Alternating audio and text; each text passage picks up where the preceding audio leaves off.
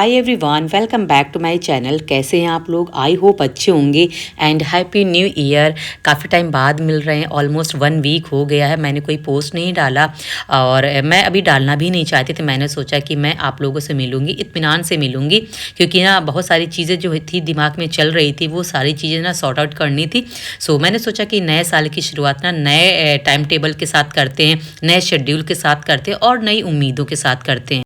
और देखो यार ना 2025 तो देखो बर्बाद हो गया, मेरा तो बर्बाद ही हुआ है और उसमें ना मैंने काफ़ी मेहनत भी की थी, लेकिन देखो रिज़ल्ट उसका कुछ भी मुझे मिला नहीं था। सो इसीलिए ना कहीं दिमाग में ना बहुत सारी चीज़ चल रही थी, डिमोटिवेशन भी हो रहा था और ये भी था कि नहीं चलो अब जो हो गया वो सो हो गया, अब 2026 को हमको ना सेव करके चलना है, उसको बचा के चलना है। सो मैंने भी इसी तरह से अपना कुछ प्लान किया हुआ है, जैसे कि डेली का डेली हमको ना टू डू लिस्ट शामिल करनी है, हमको क्या क्या करना है डेली में, वो सारी चीज़ें करनी है। 5-6 घंटे की मिनिमम से मिनिमम पढ़ाई डेली की करनी ही करनी है और एक नए तरीके से नए टाइम टेबल के साथ ये शुरुआत करनी है। डेली की कितना हमारा टारगेट्स रहने वाला है, वो सारी चीज़ें हमको करनी है। और सबसे बड़ी बात है ना, अपनी हेल्थ को ना बिल्कुल भी इग्नोर नहीं करना है, क्योंकि देखो यार जब हम अपनी तैयारी कर रहे होते हैं ना, जब हम एस्पिरेंट होते हैं ना, साथ में अपना घर भी मैनेज कर रहे होते हैं, तो देखो कहीं ना तो हर चीज़ें ना एक साथ पॉसिबल नहीं हो पाती ना, कुछ चीज़ें तो छूटती हैं। और वो कौन सी चीज़ है? वो है यार अपनी हेल्थ। अपनी हेल्थ ना सबसे पहले छूटती है, क्योंकि ना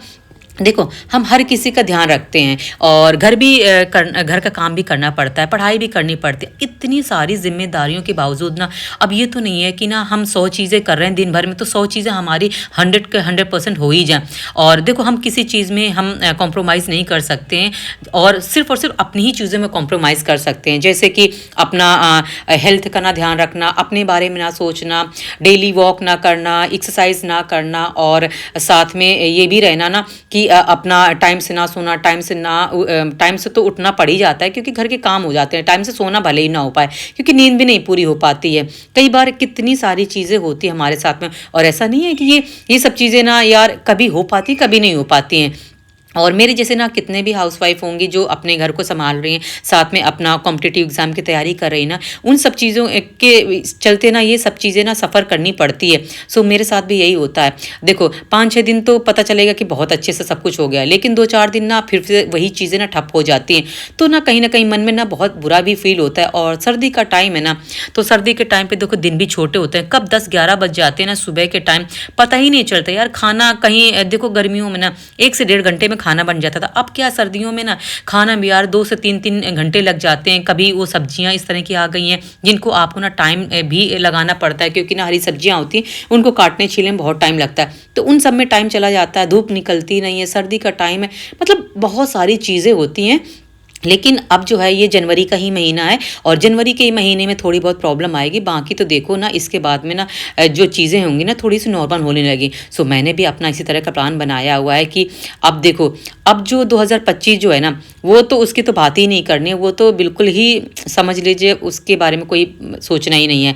जो पिछली गलतियाँ हो चुकी हैं ना, उससे बस सबक लेना है कि हमने ऐसी क्या चीज़ करनी थी जो हम नहीं कर पा रहे थे, अब जो करनी है, और ऐसा क्या हमारे एग्ज़ाम में जो चीज़ हमने नहीं पढ़ी थी जिससे हमारा सिलेक्शन नहीं हुआ, ये सब चीज़ें थी ना, जो अब मैंने एक नया अपना प्लान बनाया हुआ है और उसी के साथ करनी है। देखो प्लान तो हर कोई बनाता है, मैं भी बनाती हूँ।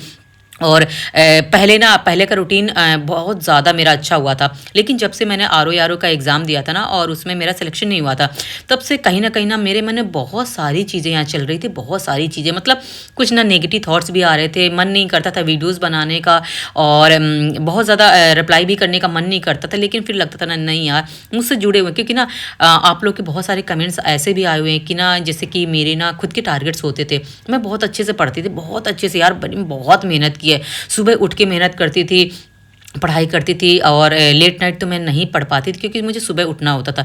तो मैं ना जल्दी सो जाती थी, सुबह उठती थी, पढ़ाई करती थी, घर भी मैनेज करती थी, बच्चा भी संभालती थी, हर वो चीज़ करती थी। और मेरे हस्बैंड की भी जॉब ना वर्क फ्रॉम होम है, तो वो घर पे रहते हैं, जिसकी वजह से मेरा घर का काम बहुत ज़्यादा बढ़ जाता है। क्योंकि देखो अगर हस्बैंड होते हैं ना तो बाहर होते हैं, तो पूरा दिन आपको खाली मिल जाता है, लेकिन जब आपके हस्बैंड की जॉब ना वर्क फ्रॉम होम होती है, तो वो घर पर ही रहते हैं और पूरा एक कमरा जो होता है ना, वो पूरा बस उनका ऑफिस बना हुआ होता है। सेम यहाँ पे मेरे साथ में भी यही हो रहा है।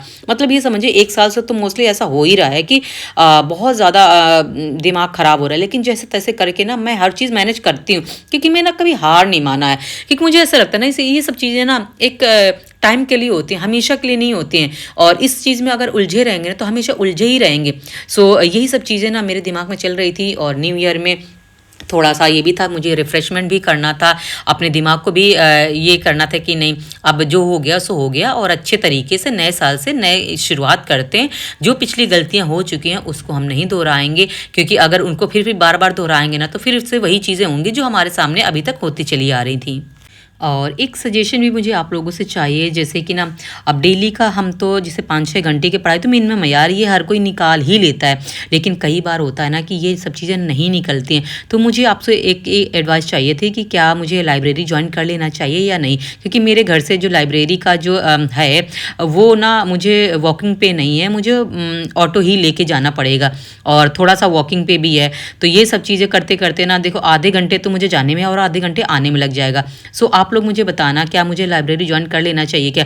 अगर मतलब मुझे ठीक लगता है, आप लोग के सजेशन से मुझे लगता है कि नहीं कर लेना चाहिए, तो एक बार को ना मैं सोचूंगी, इस मंथ से नहीं लेकिन अगली बार से मैं सोच लूँगी कि मैं लाइब्रेरी ज्वाइन कर लूँ, ताकि ना वहाँ पे कम से कम 6 घंटे में वहाँ पे मैं ना दे दूँ, और यहाँ के ना पूरे दिन की पढ़ाई और वहाँ की 5-6 घंटे की पढ़ाई बराबर हो जाएगी, क्योंकि वहाँ पे सब पढ़ने ही वाले होते हैं और कोई भी डिस्टर्ब करने वाला नहीं होता। घर पे तो देखो 4 लोग आ जाते हैं तो उनके साथ भी बैठना पड़ जाता है, या फिर बाहर हमें बार बार बेल बज रही है, या सब्जी वाले आ रहे हैं, या कूड़े वाले आ रहे हैं, मतलब बहुत सारी जो चीज़ें होती हैं ना, तो बार बार उठना पड़ता है, जिसकी वजह से ना टाइम बहुत ज़्यादा ख़राब होता है। तो बस मुझे आप लोग से यही एडवाइस चाहिए थी कि लाइब्रेरी ज्वाइन करना मतलब कितना सही है कितना गलत है, कि मतलब जैसे एक हाउसवाइफ है तो वो क्या मैनेज कर सकती है कि नहीं कर सकती है, और लाइब्रेरी का क्या सीन रहता है, आप लोग मुझे ना कमेंट करके ज़रूर बताना।